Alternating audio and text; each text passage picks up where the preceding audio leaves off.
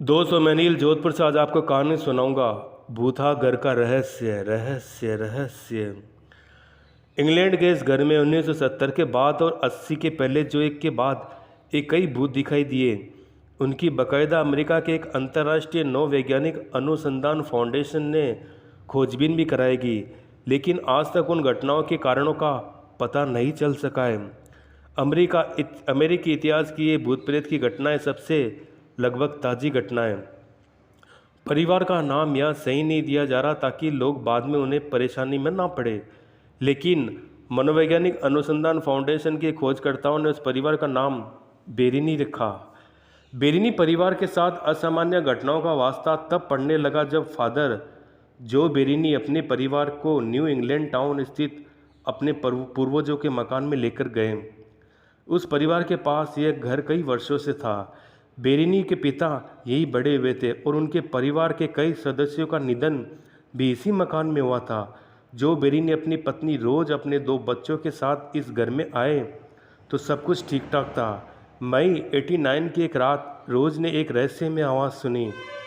रोज ने बताया कि किसी छोटी लड़की की आवाज़ थी।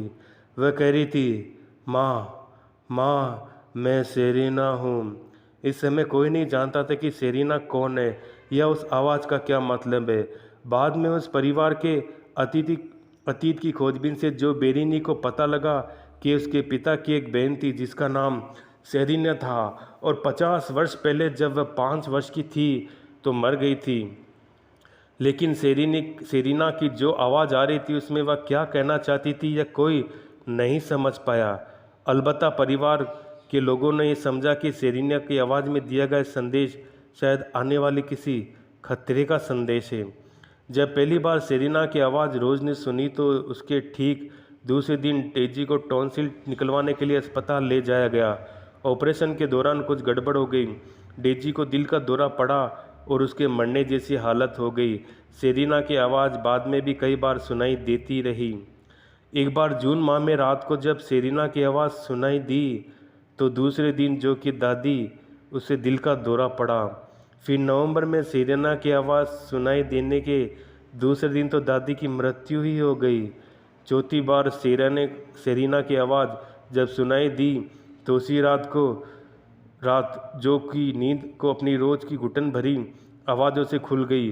रोज़ नींद में जोर जोर से बड़बड़ा रही थी। उसका दम घुट रहा था। उसे जो ने जगाया तो उसने बताया कि नींद में वह अपने पूर्व पति से लड़ रही थी जो उसका गला घोट रहा था। इसके बाद सेरेना की आवाज़ जैसे आना शुरू हुई थी वैसे ही बंद हो गई। 1979 के अंत से मार्च 1981 तक इस परिवार की ज़िंदगी सामान्य सी चलती रही। घर में कुछ भी अनहोनी नहीं हुई, लेकिन 81 की सर्दियों में रोज़ को एक बच्चे का प्रेत दिखाई दिया जो सफ़ेद कपड़े पहने हुए था। वह रात को हॉल में से होकर कमरे में जाने के लिए सीढ़ियाँ चढ़ रहा था। बाद में रोज़ ने अनुसंधानकर्ताओं को बताया कि उसके कपड़ों का रंग ऐसा था जैसा बच्चा दूध से भरा बोतल का होता है। रोज़ ने यह भी बताया कि पहली बार जब उसने उस प्रेत को देखा तो कोई गड़बड़ उस प्रेत ने नहीं की। बस वह मेरे साथ चलता रहता, कभी दिखाई देता, कभी गायब हो जाता। पहली बार 2 घंटे तक मेरे साथ रहा, फिर वह करीब 1.5 सप्ताह बाद नजर आया। इस बार वो उससे बड़ी मासूमियत से पूछ बैठा कि सब आदमी अंत में कहाँ जाते हैं, मैं भी कौन हूँ और कहाँ हूँ। वह प्रेत जो को भी दिखाई दिया। जो ने बताया कि उसने एक कमरे से दूसरे कमरे में जाते देखा। सभी कमरों में घूमकर वह हॉल में आकर रुक गया और घुटनों के बल इस तरह बैठ गया जैसे हॉल में बिछी कारपेट के नीचे कुछ छुपा हुआ हो, वो उसे ढूंढना चाहता हो। बाद में जब प्रेत चला गया तो जो ने वह कारपेट हटाई तो वहाँ एक टूटी चेन से बंधा एक धार्मिक मेडल पड़ा मिला। क्या वह प्रेत उसे ढूंढ रहा था? क्या वह मेडल उसका था? इन सवालों का हल ढूंढने के लिए जो ने फिर अपने परिवार के इतिहास को खंगालना शुरू किया। इसी दौरान उसे पता चला इस घर में एक बच्चे की मौत हुई थी। वह बच्चा उसके पिता का छोटा भाई था। उसका नाम जॉर्जियो था। जॉर्जियो जब 8 साल का ही था तो उसकी मौत हो गई थी। जब उसे दफनाया गया तो वह धार्मिक सफ़ेद लिबास पहने हुआ था। अगले कुछ माह जॉर्जियो जो रोज को कई बार वह दिखाई दिया। एक बार जॉर्जियो के प्रेत ने आरोप लगाया कि उसके जुड़वा भाई कार्लोस ने इस घर में कोई चीज़ चुरा ली। कार्लोस तो अब तक जिंदा था और पड़ोस के एक मकान में रहता था।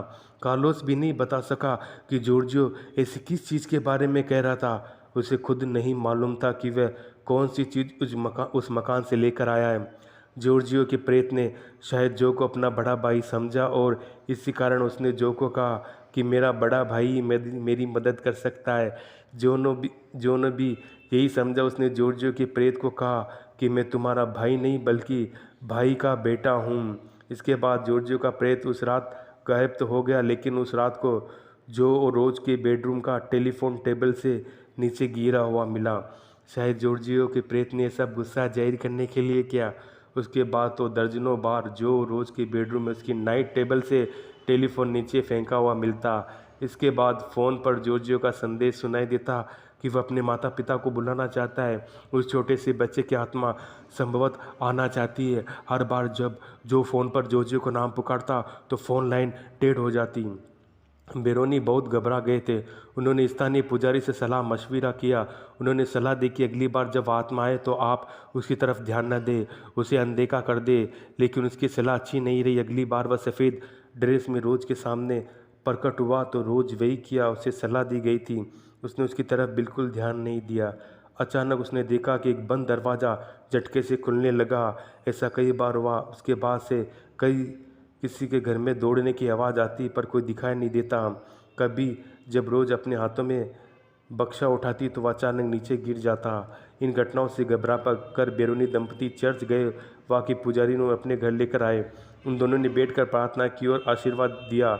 जॉर्जियो की आत्मा का लगता है कि उद्देश्य पूरा हो गया, या हो सकता है कुछ और बात हो। इसके बाद वह नजर नहीं आई। फिर भी बेरोनी के समक्ष असामान्य परेशानियां खत्म नहीं हुई। जॉर्जियो की आत्मा की विदा लेने के बाद उनके घर में एक और आत्मा आ गई। 81 में बेरेनी परिवार को एक काला कुबड़ा आदमी दिखाई दिया जो काली टोपी पहने हुए था।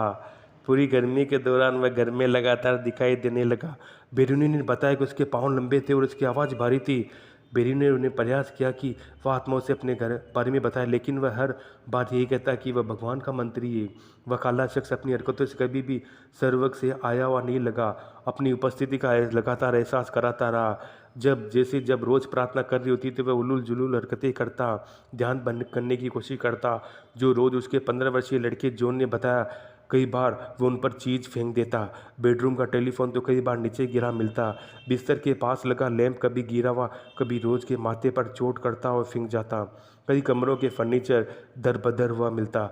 डेजी के बेडरूम में बड़ी मेज कभी सीढ़ियों पर पड़ी मिलती। दीवारों पर लगी धार्मिक तस्वीरें या गायब हो जाती या टूटी हुई मिलती। उस आत्मा का खासा निशाना शायद रोज थी। कई बार फ्रीजर का दरवाज़ा अचानक खुलता, उसके सीन में लग जाती।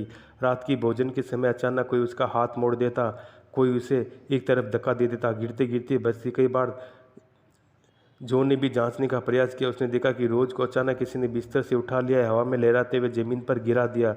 ऐसी घटना के बाद रोज के हाथों और पैरों में निशान पड़ जाते, जैसे उसने किसी मजबूत हाथों में पकड़ रखा हो। इस घर में करीब 2 माह बाद काले कुबड़े की आत्मा और हिंसक हो गई। रोज ने बताया जब वो अपनी फैक्ट्री में रात की शिफ्ट में काम करने के लिए घर से रवाना होता, उसके पीछे बेडरूम की दीवारों पर थपथपाने की जोरदार आवाज़ आती। बिस्तर फर्श से ऊपर उठने लगता। मैं चिल्लाना चाहती, कमरे का दरवाज़ा खोलना चाहती, लेकिन कमरे से बाहर नहीं निकल पाती। किसी तरह कमरे से निकल जाती तो बच्चों के बेडरूम की तरफ भागती, लेकिन उनके दरवाजे बंद मिलते। कोई अनजान ताकत उन्हें खींचकर वापस उसके कमरे में पटक देती। अदृश्य हाथ उसका गला घोंटने या खरोचने लगते। ये किसी तरह जो को फ़ोन करती, वह दौड़कर घर आता, सीढ़ियाँ चढ़कर बेडरूम पर पहुंचता तो बिस्तर को हवा में ज़मीन से 2 फीट ऊपर उठा हुआ दिखता। रोज को एक कोने में घबरा हुए खड़ा पाता। गौर करने लायक बात यह थी कि इतना सब होने पर भी बेरोनी परिवार ने अपना घर नहीं छोड़ा, लेकिन इनका इरादा रसोई के टेबल में गड़ा हुआ है। बेरेनी परिवार को लगा कि शायद हम उनका जीवन खतरे में। 1 महीने बाद के लिए अपना घर छोड़ दिया, अपनी ज़्यादातर चीज़ें स्टोर रूम में बंद कर दी। वे फिर चर्च के पादरी के शरण में गए, उनकी मदद मांगी, पर पादरी उनके घर आए और प्रार्थना की।